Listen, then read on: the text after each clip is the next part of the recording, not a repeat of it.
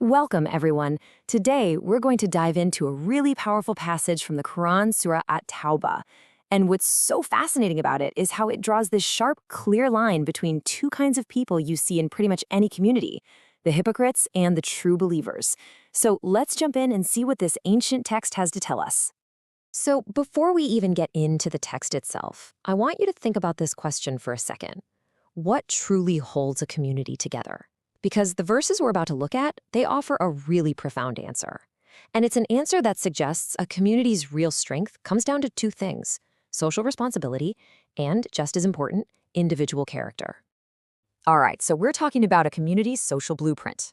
The Quran really builds its whole answer around this incredible concept for social cohesion called Zakāt.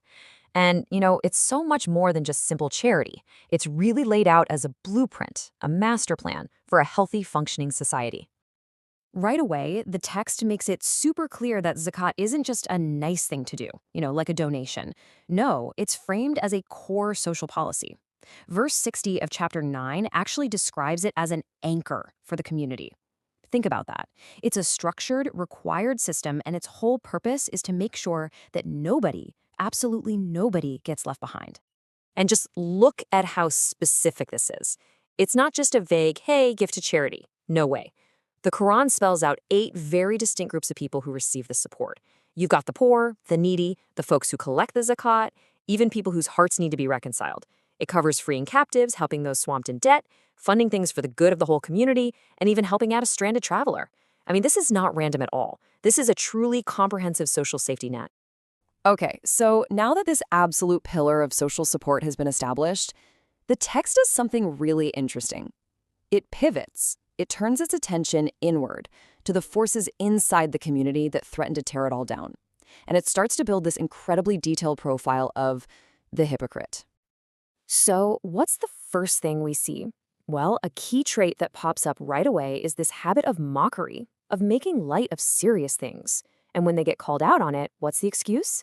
Oh, come on, we were just talking, just playing around. You can almost hear it, right?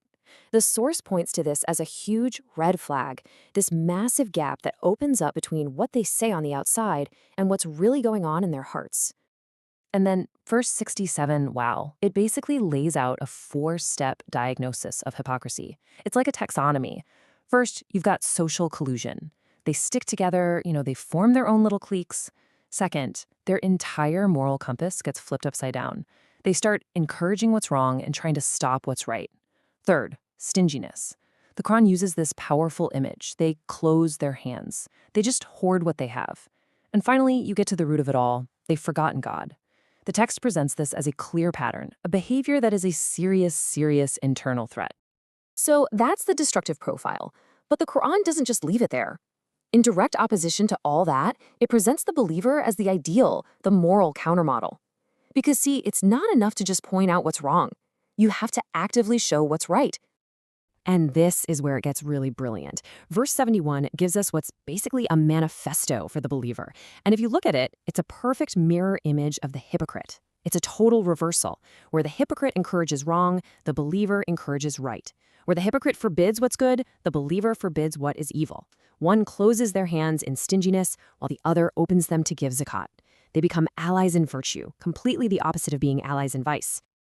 Okay, so now the text raises the stakes. It makes it absolutely clear that these two different ways of being, well, they aren't just about social dynamics or how people get along. No, these paths lead to profoundly different destinations, both here on Earth and in the hereafter.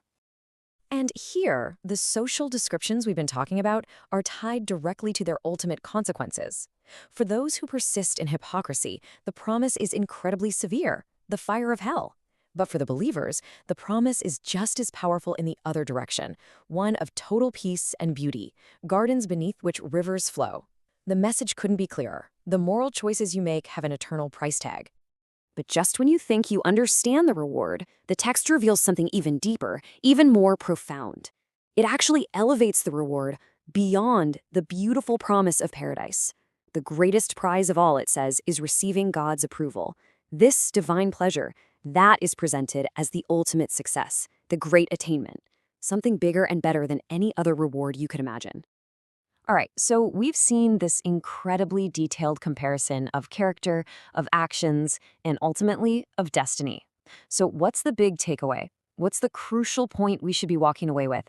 Why does all this contrast matter so much? Well, I think the ultimate message is this. The real strength, or for that matter, the weakness of a community, isn't really about threats from the outside. It's all about the virtues and vices that are practiced within it. It's the internal character of the people, their generosity, their moral courage, their sincerity. That's what really decides a community's health and ultimately its destiny.